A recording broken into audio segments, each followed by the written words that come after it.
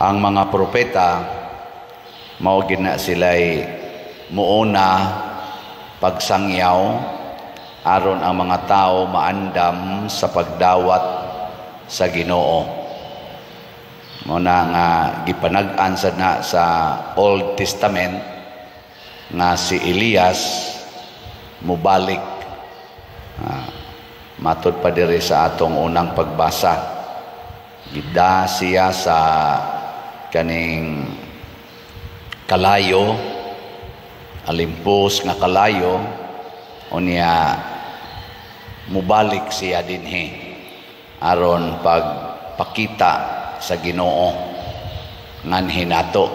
Muna nga ang mga Hudiyo gasigi silag paabot nga moabot usa si propeta Elias kay mao na nay signal kanang iyang ikaduhang pagbalik, signal na nga siya'y mosulti kinsa ang Mesiyas.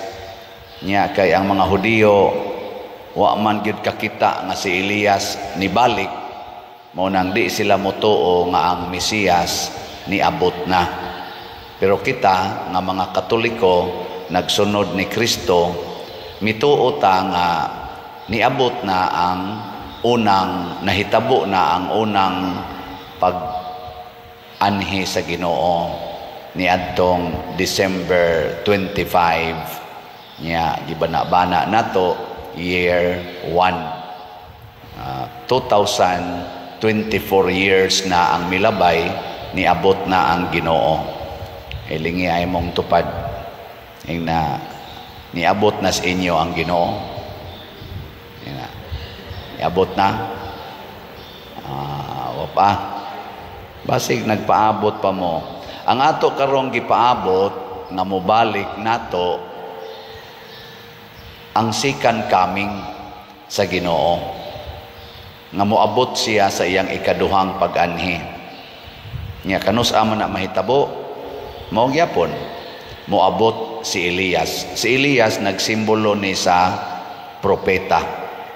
Pero matod pa ni Jesus, pagpangutanas iyang mga tinun-an nga, ingon, Lord, moabot usas Elias, una moabot ang Mesiyas. O pa malagi moabot? Ingon si Jesus, niabot naman. Kinsa mayang ipasabot? Si Juan nga magbubunyag, ang iyang igagaw, nga maguwang niyag mga unom kabuan. Nag-ingon man to si Juan nga magbubunyag, andaman ninyo ang dalan sa pag-abot sa Ginoo. Ana. Sa ato pa di ay mauna ni ang pattern nga gisulti ni Kristo. Ingon siya wa lang nila dawata pag-abot ni Elias.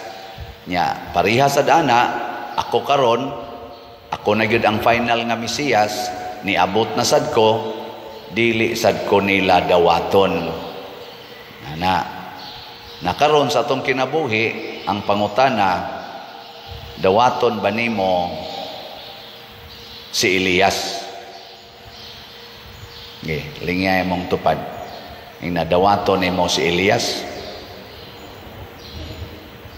Kinsa man is Elias? Ang propeta nga magsulti nato andama ang imong kaugalingon sa pag-abot sa Ginoo. Andama. Nya kanus amo abot ang Ginoo sa iyang second coming, ako no nang gibalik-balik dinhi. Ini kamatay nato. Kanang gitawag nato kamatayon, kana bang mohonong ang atong ginhawa. Kanus amo na mo abot? Kanus amo honong ang imong ginhawa?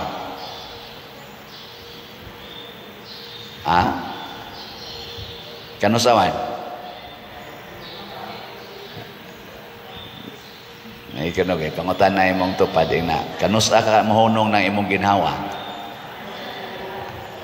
Ang tubag gid ana moingon na ang Ginoo ray magbuot. Wa magita kibaw kanusa ni mohunong niadtong January 25 karong tuiga og nadayon pa to pagkahug ang kadtong gisakyan nako nga sakyanan pag motorcade didto sa Campaso. Posible hunong yung ginhawa nako adto kuyog atong 8 ka buok nga sakay. Og nadayon pa ba? May gani kay nasangit atong tuod. Ana, nadayon pa to. perti pataya Nya karon iniglakaw ron ninyo dito, iguli ron ninyo, banggaan mo anang motor niya, mga habal-habal, kusog na ba kayo na managan. Nya mabuak imong mapantok sa bato. Unsa man may mahitabo. Ikaw niyang taon-taon, na, mubalik ng Ginoo diha nimo. Balik na. Kadiyot ra kayo. Ano man di na tinuod. Bishop Chupilo Kamomot, nagdagan pa doong karkar kay naasiyay misa. Nalagpot ra siyang sakyanan diha sa may barangay Balod ba na unaha last barangay San Fernando ngadto pa doong karkar. Patay na yon. Father Fernando Suarez gaduwa og tenis, nikalit lag sakit ang dughan, wa kahumagduwa. Patay. Ang kuyaw Padersiano gamisa, wa kahumagwali, wa asad kadawat o kulikta, patay. Wa pamahumag kahalin ang slat, patay na. Oy, praise the Lord. Ang atong si Tio MM nahurot nagkahalin. Yes. Ang atong total nga halin gyud sa City UMM 70,344. Ang atong original nga gibaligya 70,000. So naay 344 nga excess nga slot. Pakpak na sa usab. Salamat kay ninyo ha. Unsa may sunod ani? Sa dili pa moabot ang Ginoo sa atong kinabuhi na pa may mga slot nga lain. Ang atong SBF DAG 45,850 pa atong halin, na apay 14,150 ka slots na available, 500 pesos per slot. Ug na kay 500 samtang wa pa mo balik ang Ginoo nimo sa ikaduhang pag-abot, ipalit na lang na daag slot. Ang ato sang bag-ong slot para sa atong activities karong December, ang atong pagpanghatag og mga pinaskuhan ngadto sa labing kabus nato nga category D sa atong parishioners, og sa paghatag nato og pahalipay sa atong mga aktibong nag-alagad sa atong parokya, mga ministries og mga mandated organizations, og sa ato sang Pista Senior mo nang naatay special slot nga Santo Niño's Healing Gift. Is in HG 100 pesos per slot.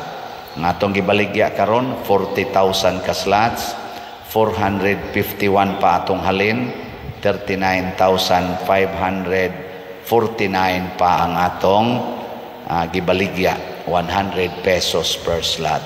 Ang ato sang lugaw 72 man to slots, tag 3,500 na natay halin nga 49 ka slots, 23 ka slots pa ang kuwang. Mao ni siya ang gipasabot ni Kristo nga dunay daghang mga pulong sa Ginoo nga atong mabati kada adlaw, gikan sa lain-laing mga tao, gikan nako pari, gikan sa mga mandated organizations, inyong mga leaders, gikan sa mga pastors, gayon-lain nga mga religious sects nga maghisgot unsao nato pag bag-o sa atong kaugalingon paduol sa Ginoo. Mao ni sila ang mga bag-ong mga Elias, mga bag-ong propeta nga magsulti nato pag-andam sa atong pagsugat sa ikaduhang pag-abot sa Ginoo, pag-andam sa atong kamatayon.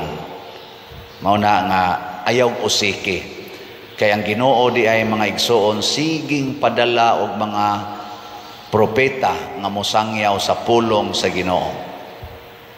Ilingya na sa imong tupad ing na musugot kang himuong propeta. Ika na ba ing na musugot ka himuong propeta.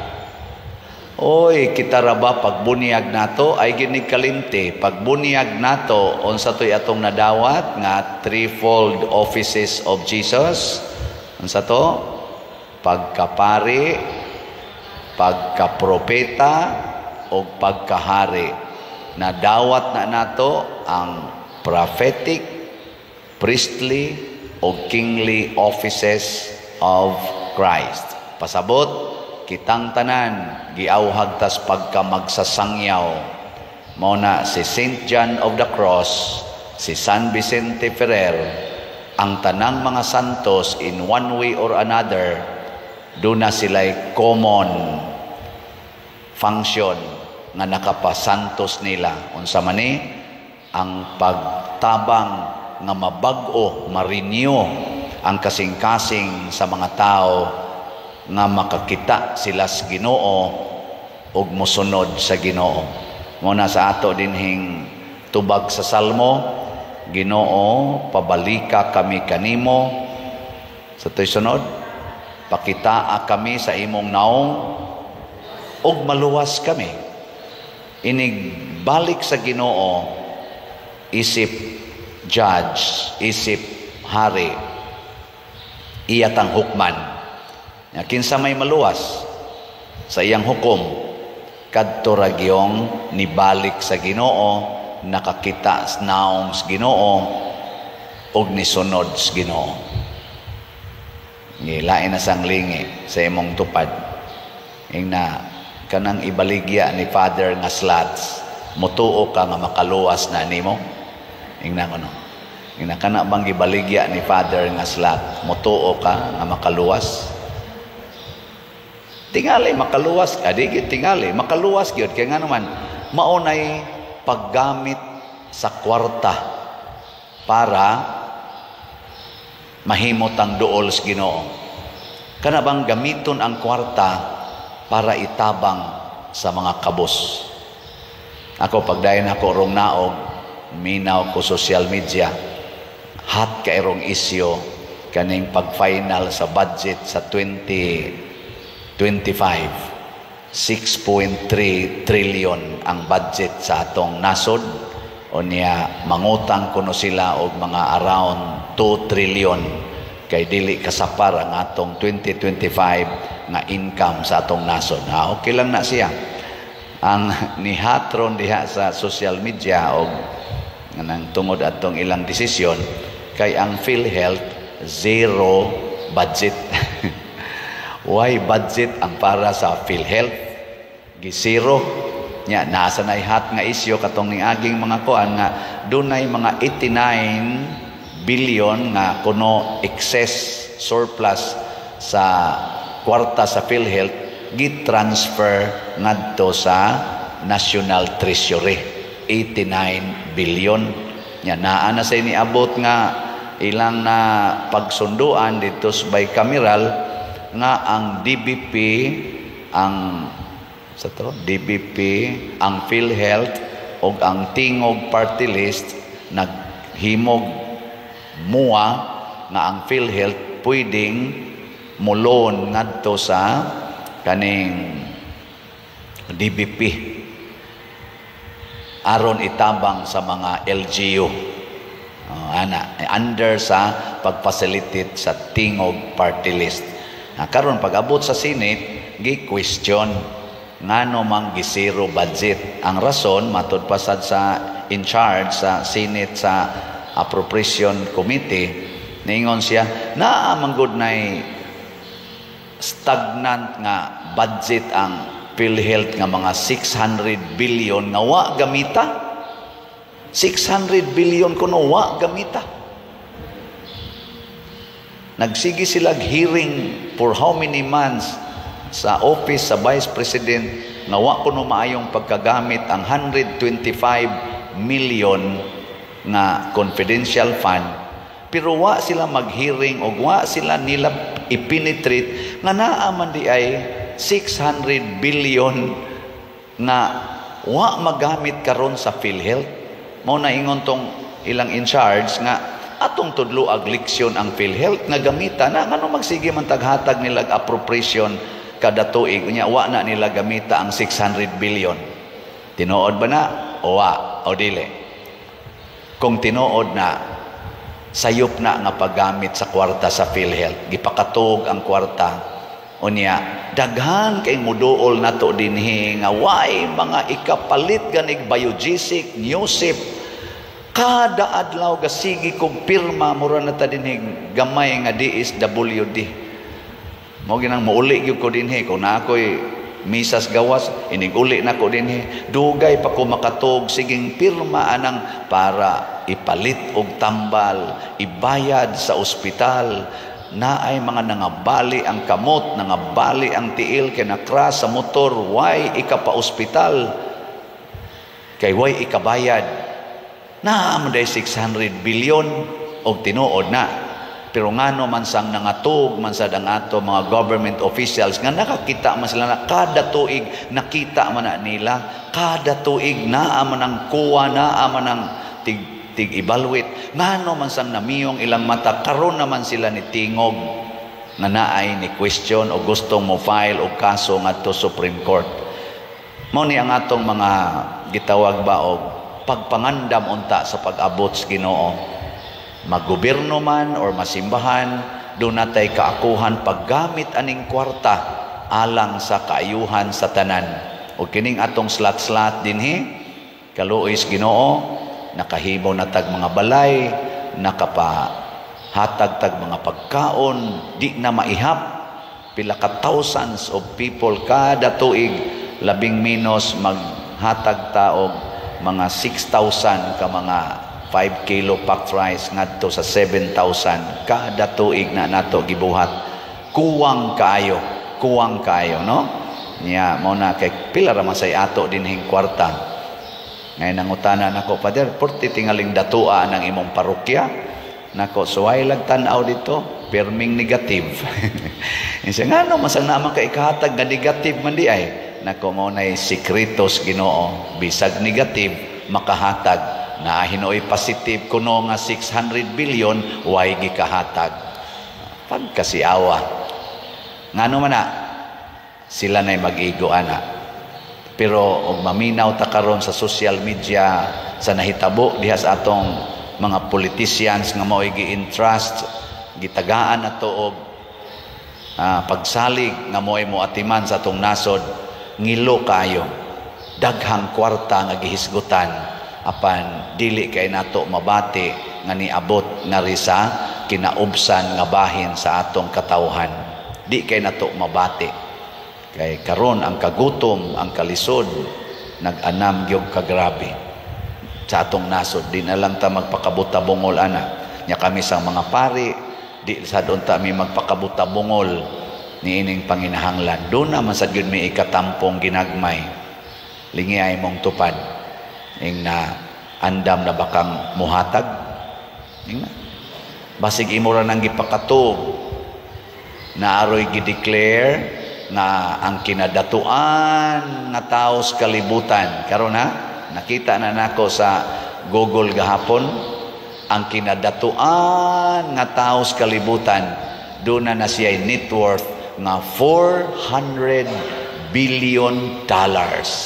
The first person kuno in the history of the world nga nakaabot og $400 billion siya rang usa gakupot ni ana.